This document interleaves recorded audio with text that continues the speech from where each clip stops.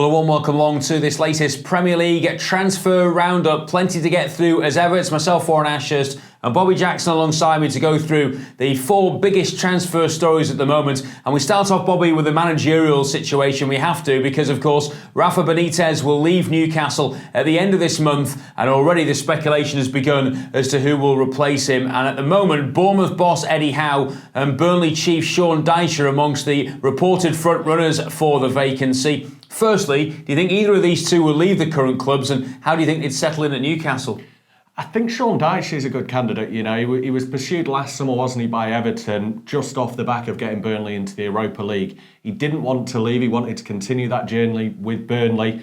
In the aftermath of it, they've not really moved on. They've not built momentum. So I think the time could be right for Dyche to move on now, rather than in maybe 12 months' time being forced out the door by Burnley. So I think it's a good option, Sean Dyche maybe going there. Eddie Howe, on the other hand, Bournemouth are still building, aren't they? He's the boy of that club, really. He's been there for 2 stints. They're looking to build a new stadium as well, and I think he'll want to stay through to see that project through and take Bournemouth to the next level they believe they should be at. So 2 very good candidates. Others have been mentioned as well. If they do have the takeover, more money coming in, you maybe get bigger names. Someone like Jose Mourinho has been linked with the job as well. So there's lots of rumours going around at the moment. It's all a case of what Mike Ashley does, and no one really knows what's going on in his mind. We'll move on to some player transfer speculation then, shall we? And one name that is maybe not too familiar to you is Sepp van den Berg, 17-year-old central defender at PEC Zwolle. He's been linked with Liverpool at the moment. Jurgen Klopp likes working with these younger players, but a couple of other clubs in as well. Yeah, there's a number of top European sides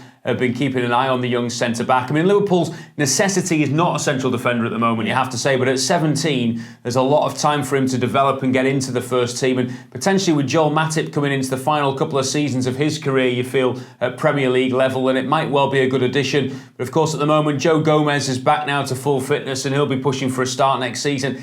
It's likely that Dejan Lovren will probably leave Liverpool, you would have thought, this summer. So yes, there is probably something in this, I think, with Liverpool looking to try and build for the future. A 17-year-old, obviously a big ask, Bobbie, for him to just develop into the Premier League. But when you get more time, like he's going to get probably at Liverpool, then it might be an easier transition. Sticking with centre-halves, by the way, well, Harry Maguire, of course, has been at the centre of massive speculation all summer. Manchester United and Manchester City keen on the England international, and the latest report suggests that Maguire has hinted he's desperate to join City. Of course, they probably leading the race now at the moment, not only because Vincent Kompany has moved on during the summer, but also, of course, because they've got Champions League football. They are the league title winners. And Manchester United look to be in a little bit of problems at the moment in terms of their transfer strategy. Maguire to City looks like a good fit at the moment, Bobbie. Do you think that will be the way ahead?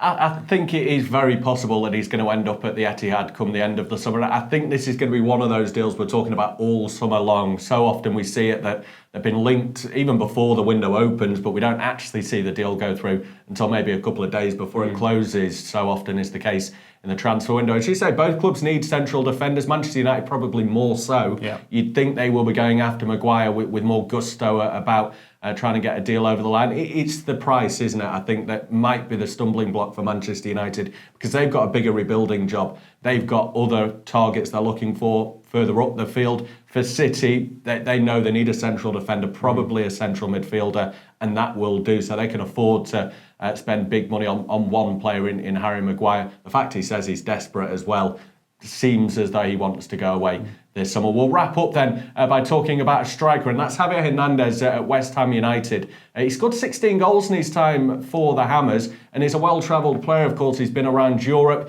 had that spell with Real Madrid, and of course with Manchester United, by Leverkusen too. He's really well regarded, and I think still does have a lot to offer.